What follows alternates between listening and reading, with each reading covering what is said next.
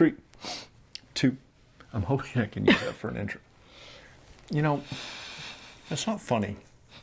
I'm sorry. It's like a nervous tick for me. I know. It's part of the process. I'm getting into character. I'm essentially Daniel Day-Lewis. Okay. I'm the Daniel Day-Lewis of podcasting. You don't even know who that is. Nope. Perfect. 3, 2, 1. It was just for you.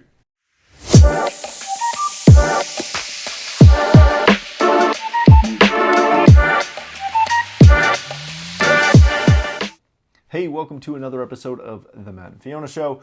As you've noticed, we're sticking with that title. So there you go.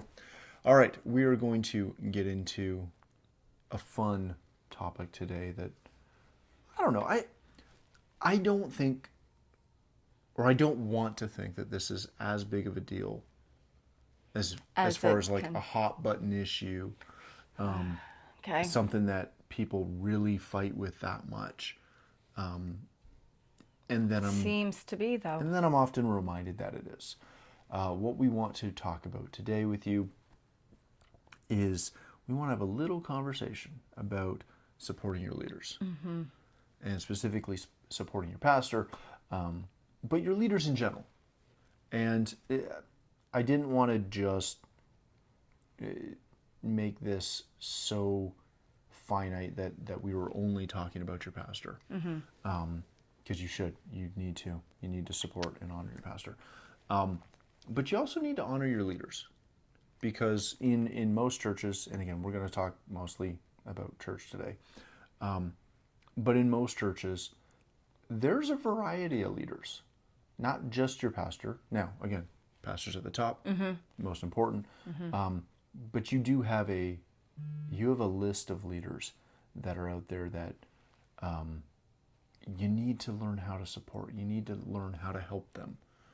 Because, and this is kind of where I was going right off the top, Okay. is it's really easy, quote unquote, to submit to your pastor. Hopefully. For a lot of people, right, to some degree, that's not a challenge. They view whoever the pastor is as the guy in charge, and they'll, they have some respect. They have a level of respect. This is true. Those second and third tier leaders sometimes don't get supported the way that they should, and they don't quite often get the respect that they should.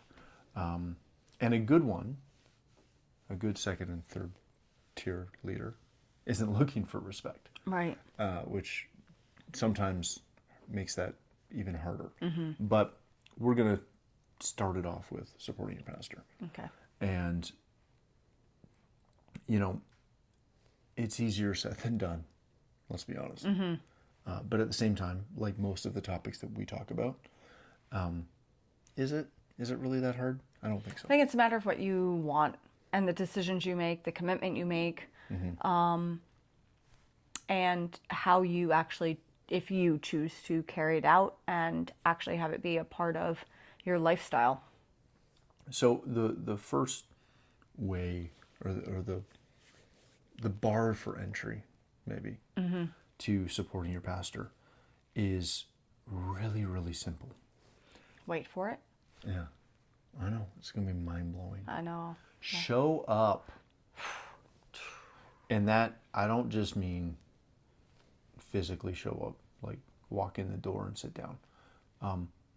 But show up. Which is a good... Which is important, and we shouldn't overlook that and make fun of that.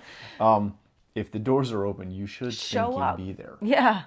It is not that hard. You show up for work every day. You show up to play volleyball with your volleyball team. I know no one who plays volleyball. I know one person. Really? Mm-hmm. In high school. Oh, I knew people. I meant like... I know. I don't know why I used volleyball as the example, but I did. You make your golf league. You make, you make your hunt.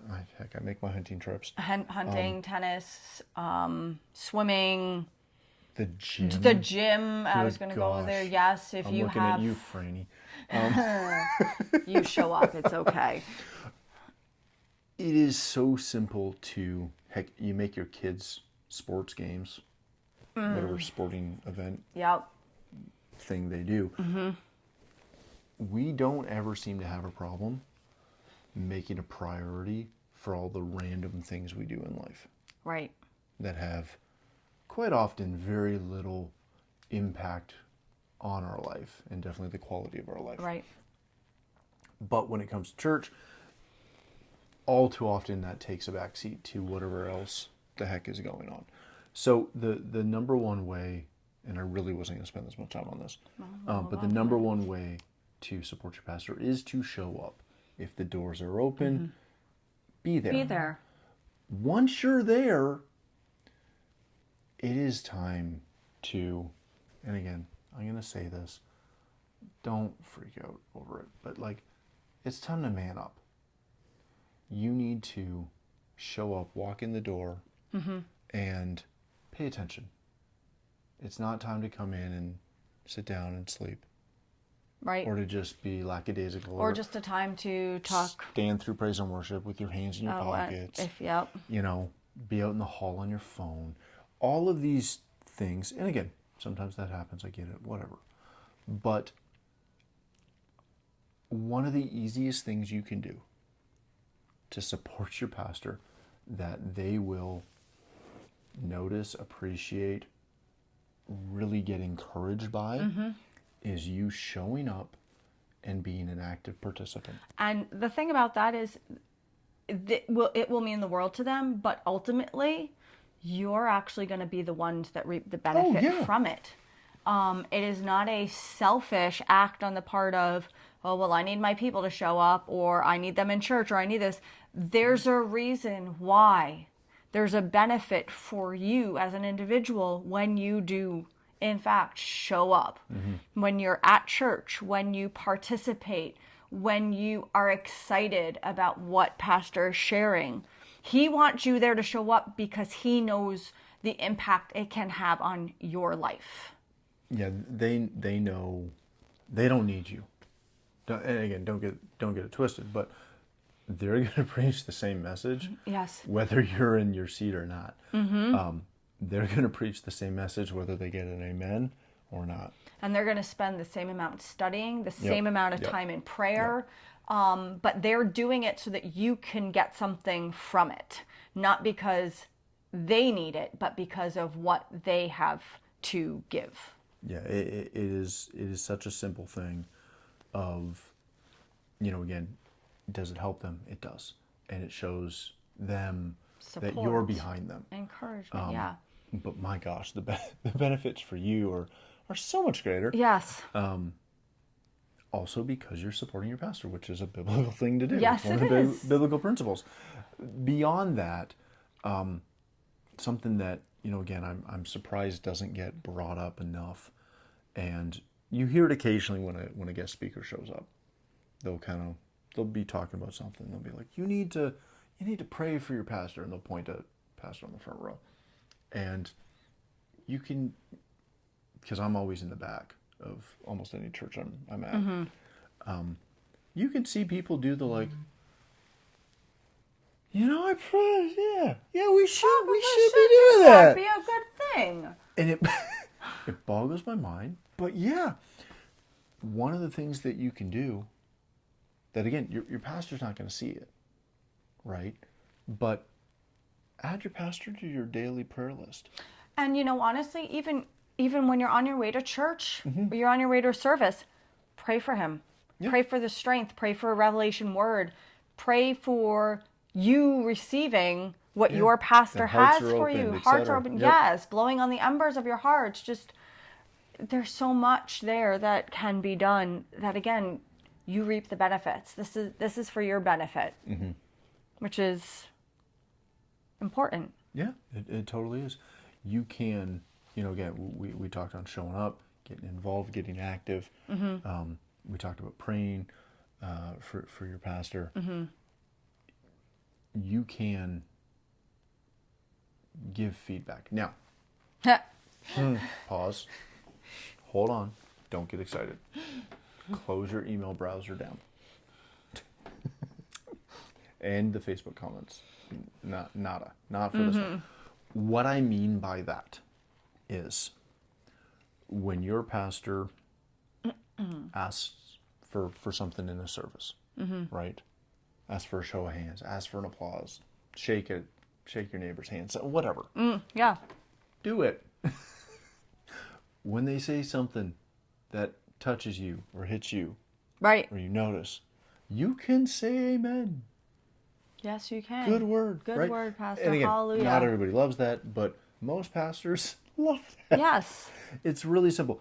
The other thing, which is, again, more what I was getting to, is if your pastor sends out an email or a note or something, Oh, yeah. respond. Even if it's just received, thanks, Pastor. Yeah. Just let them know that. Think about all of the times that you email someone or you try to contact somebody and they ghost you. And for anyone over the age of 25, maybe 30, 30. 35? I don't know. I don't know. I learned Whatever it from the young age kids. doesn't understand what ghosting means, don't not respond. Don't leave them hanging. Yeah. Especially if they are, sending something out, or if somebody in the church staff is sending out something asking for, we have an event coming up at our church, and we got to sign up for them. And everybody's coming to the event, pretty much, right? Like if you're not out of town, everybody's going to show up. Right. To this. We kind of know this. It's been up for what, 4 services now? Oh, yeah. Yeah, people still haven't signed up. They're coming. They just won't sign up. They know and they're also, sometimes they're waiting. They're bringing stuff. I can't, yes.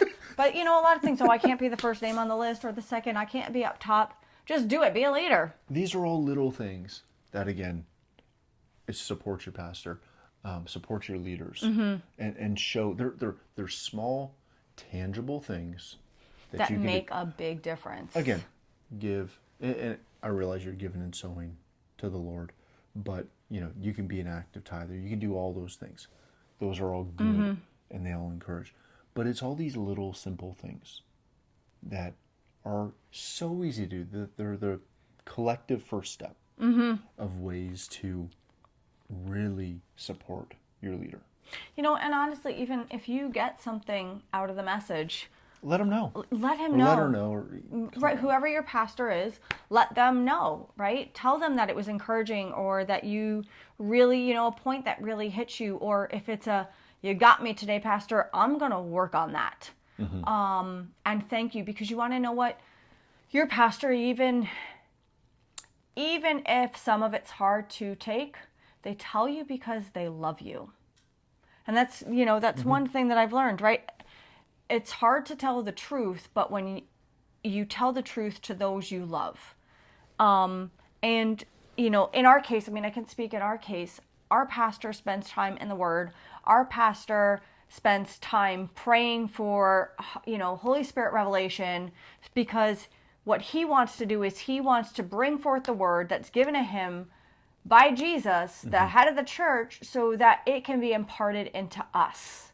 And it is there to encourage us, but it's also there to correct us. It's there to reprove us. It's there to rebuke us, so that we can become better. Not to discourage us by any means, but to improve us so that we can become better. So if something has been even hard for you to take, and you realize that it might require some change, that's okay. We tell our kids all the times ways that they can improve and the ways that they can change and ways that they need to grow, because we want them to be the best that they can be. Yeah. And if there's areas that our kids need work in, we're going to tell them, and we're going to push them, and we're going to help them to grow so that they don't remain where they are.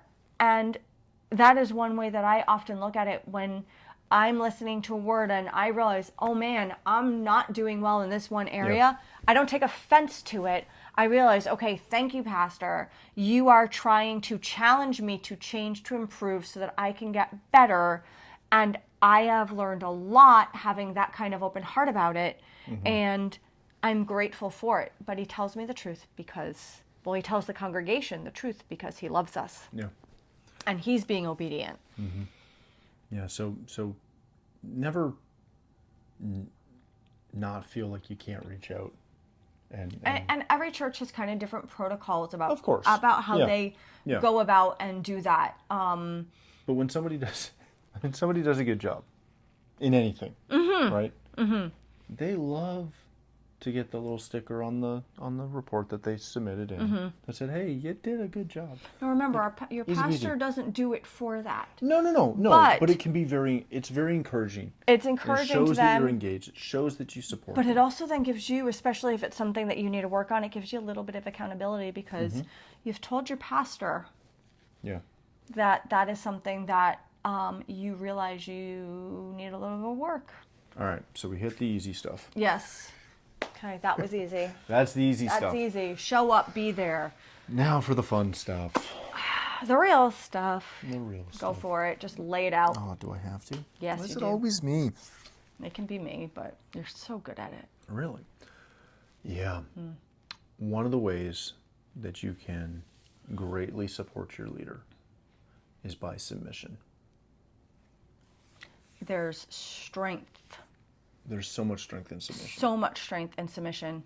What you need to think about is, if you look at it plain and simple, and we talked about this before we started recording, is Jesus set up the church, and he is the ultimate head.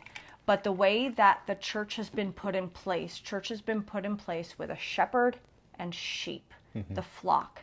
And if you just think about straight up a shepherd and sheep, the shepherd has been put in charge of the sheep to protect their lives. And that is exactly the way the church has been set up, where the pastor is our shepherd. Yep. And according to the Bible, he will give account for our soul. And he is 100% looking out for our lives. And I think a lot of people don't understand the depth and are significant in that. And the Bible also tells us that we are to be submitted to him because he is literally looking out for our livelihood and will give account for our souls. He, through Jesus Christ, has been given responsibility over his flock. And again, that is not a bad thing. It's not. You want it. To have that safety and that protection is a benefit. So everything here is a benefit for you. I love it. Right? I thought I was talking about that. Okay, sorry, No, you're I fine. went off. No, you got it. You hit that really well. The last thing that I want to touch on real quick is respect and honor. I mean, it dovetails nicely into submission. Yes, it does. Because you can't have submission if you also don't respect and if you also don't honor. Right. You also can't be respectful. Well, you can be respectful, but you don't respect someone if you don't honor them. And you can't honor someone if you don't respect them and if you don't submit to them. Right? It is those three kind of couple really, really nicely. And, you know, the respect one really shouldn't be difficult. But it is more than it should be. It should be very simple for most people who have any background in church or who have ever gotten into their Bible to understand that they need to respect not only the person, and this is the one that I find most people have a really hard time with.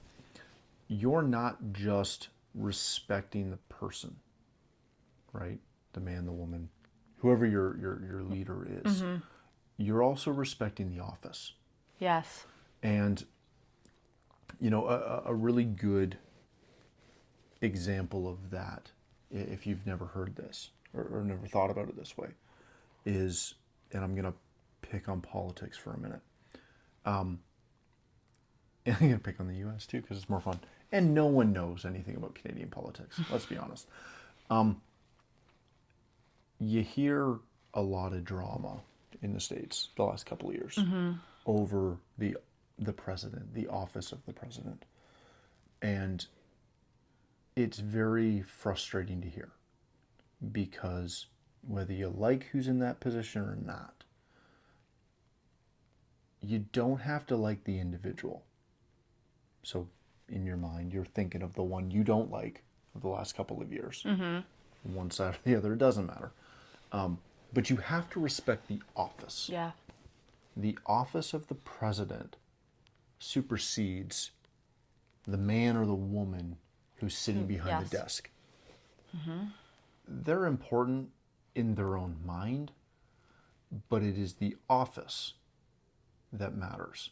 When that person walks out of the Oval, and you've seen it in The West Wing and every other political show on TV and every newscast, when they walk past the Marine Guard, those Marines, they're not saluting the guy The man. They're not saluting, or the woman in the future, whatever. They're saluting the office. The office holds the power. Yes. Without the office, those The man individuals means nothing. really don't matter.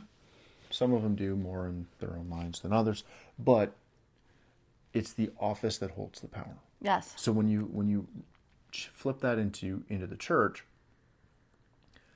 the thing I hear most often is I can't listen to that guy or that girl because they've never done this or they've never done that or they've only got this great education or whatever the excuse is. It's typically because you as a church goer or church member, all you see is the person in the clothes. You don't see the office. You don't see the office of the pastor. And when you learn and understand that you're submitting to the office, Yes. right, in your life, you're submitting to the office and that position, you're respecting that position, you have a whole new understanding of why. And it's easier. Yeah. Because all men have fallen short. Absolutely. Right? And if you talk to any honest pastor or honest leader, they'll tell you that they fight, they deal with stuff. Oh, for sure. They are just as real as you or I. The one thing that I'll kind of add to that is, now again, with a lot of the pastors we know, my former pastor, my current pastor, some of our extended pastor friends, is many of these pastors, they did not set out to be pastors. They had a whole different life plan, and They didn't graduate high school and go to seminary. no, they were called out by God. They were believers, they were Christians, and then they were called out. And they fulfilled a calling on their life that, and I mean, we've had conversations with them, that was not their plan. That was not where they thought they were going, our pastor included.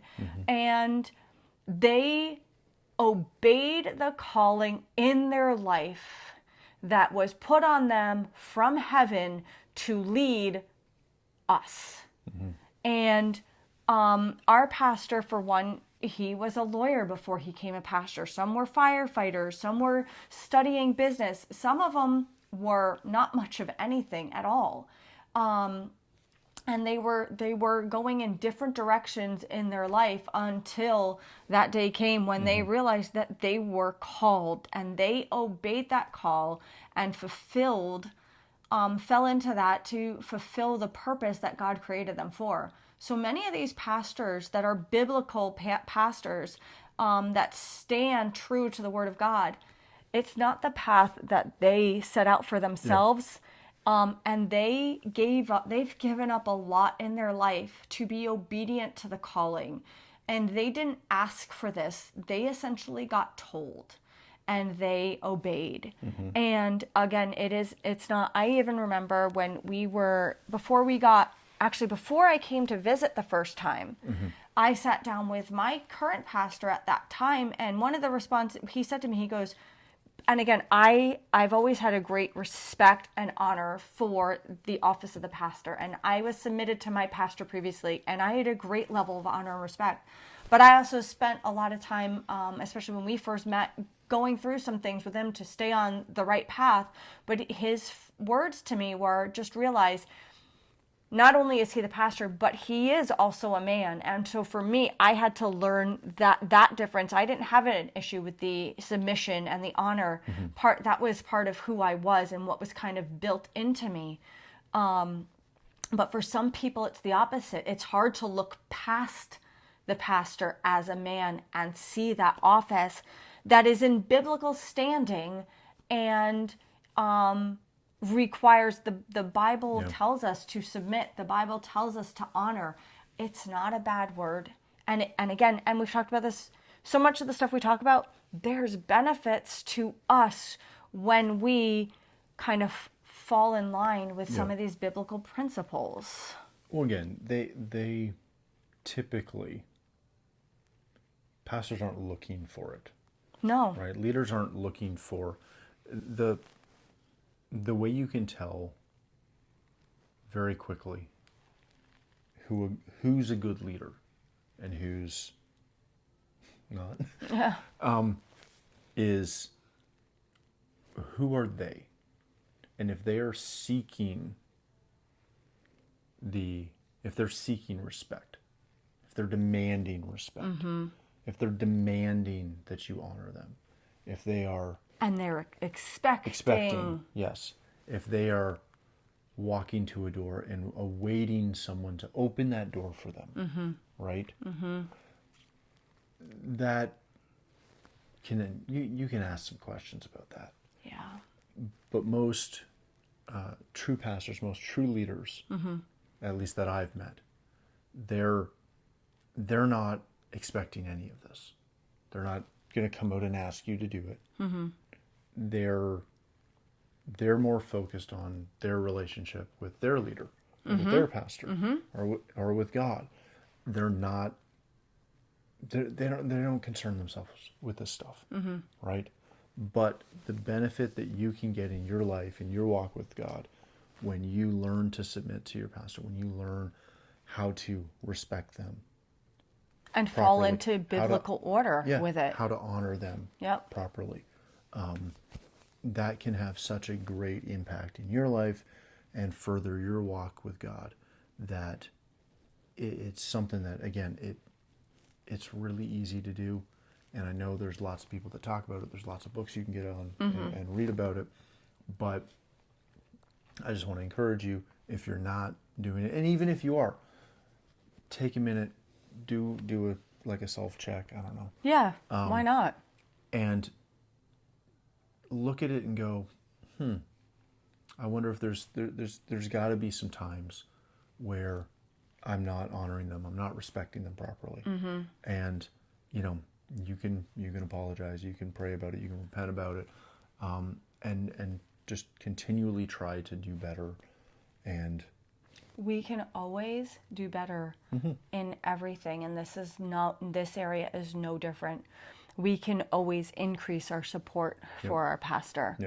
And again, I've said it a number of times, but the benefit for us is huge. Well, and and I'll just tell this quick story maybe. I don't know. Maybe it won't be quick. We'll see. I always, anytime submission or respect and honor comes up, I usually get a funky look from people, and they do it's easy for you. Oh. Because again, if you just catch on, or if you haven't read the bios or know anything about me, I'm a PK. So my dad's a pastor, and he is my actual pastor. Yeah, he is our pastor. And I've been around pastors and church leadership my whole life. No, it's harder in so many ways. There's one of the things that my dad taught me years and years ago, and it wasn't something he taught me as a pastor, it was something he taught me as my dad. But he taught me this little trick with essentially file folders. And he was a lawyer. He's very big on filing, because lawyers. But it's one of those things where every situation you can open or close a file folder. And when my dad is my dad, I have that file folder open. When because for a while I was on staff at church, when he's essentially, quote unquote, my boss, that's a different file folder. And we close the dad and the father-son file folder. And, sorry. Yeah. Framing, Matthew, you know better. Why did I call myself? I don't know. I wasn't weird. going to call it out. Oh, Lord. Because Yeah. you're talking about your father. Yeah, pretty much. And then when we're in church and when we're doing church things, he's my pastor. And that file folder gets opened. And not that that one ever gets closed, but, Right. you know, it is one of those things of he and I have a relationship that, with all due respect, no one else ever will. Right. Because I'm his only son. But we bounce back and forth quite often and quite quickly sometimes between those different file folders in different applications and what we're doing. And there are moments when on the outside it's confusing to people. But again, it's because they're on the outside, and that's okay. But there's never a moment that even when he's my dad, even when I'm at his house helping him with a chore, he can get some inspiration, or he can share something that he's studying on. Yep. And you experience this Absolutely. all the time as well. And we can be in the middle of, you know, talking about cars, right? And he can mention something that, oh, I was reading this the other day. And at that moment, we flipped and we're back into Pastor Sheep. And then he can go back to, you know, talking about a car or whatever we're talking about. And we can bounce back. But when you can learn to do that and understand that and recognize how easy it is to respect and honor them and to submit to them, it's so easy. And there's so many great things in your life. It will change your life. Yeah, very much so. It's that simple. It is that simple. It is that simple. And on that note, all right, thank you again for joining us. Hopefully you got something out of that. If you've got any feedback or comments, questions, etc., feel free to put them in the comments or send us an email or follow us on social. All that information is in the bio, the show notes below. But thanks again for watching. Hopefully we'll see you next week on another episode of The Matt and Fiona Show. Have a great week. The greatest week. Absolutely. And support your pastor. We Show just spent 30 minutes talking about that. Just quick reminder. Oh my gosh. Bye Thanks now. again. See you soon.